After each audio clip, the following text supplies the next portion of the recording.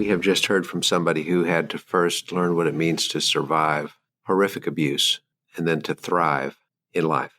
Edie Allen has a set of experiences, I think we would agree, that are unique, would have destroyed a lesser person, nearly destroyed her. And yet so many key insights that come from that. When she spoke about our own responsibilities to healing, our own responsibilities to consciousness, our own responsibilities to seek equilibrium after something horrible has happened. I'm struck by one thing she said. She said, what happened to me was awful, but what I did to myself was too. In other words, the continual blaming, the continual sense of feeling trapped, the inability to simply recognize the good in herself. Who here hasn't done that? We all have things that we don't look forward to, and sometimes we dread them. But the dread is worse than the act itself. The dread is worse than the doing. And when we are not taking care of ourselves, not doing that consciousness, really, then we're making whatever situation happens even worse. She developed a series of healing tools that can make a difference to all of us. I really quite liked what she said about the 4 pieces of hope that can actually help make us whole. I want to expand on those again. First of all, honor ourselves. So many of our guests have said that the way to overcome any adversity, get past any brick wall, is to first of all focus on self, taking care of self, thinking well of self, surrounding self with people that make a difference, and getting into motion, and start doing some things that can move us forward. So honor ourselves. Open-hearted, open-minded, a willingness to forgive, though we can never truly forget. But until we forgive, it's really impossible to move on.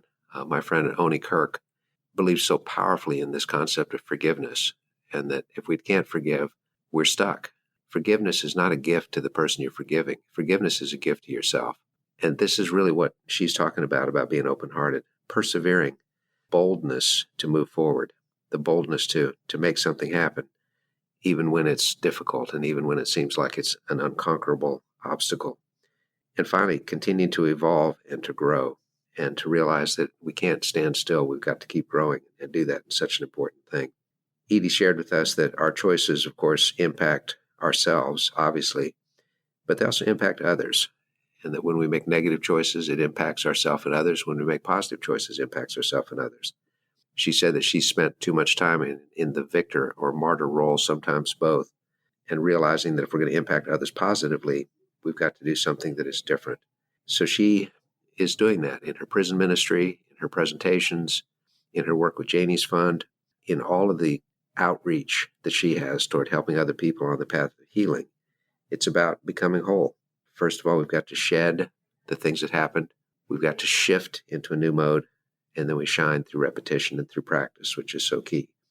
Edie's conversation is one worth listening to again. Her conviction, her strength, her power through all of that are remarkable.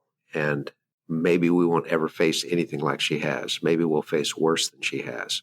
But the whole focus on consciousness, the whole focus on becoming whole, the whole focus on taking responsibility, these are the things that can help transform and make such a difference.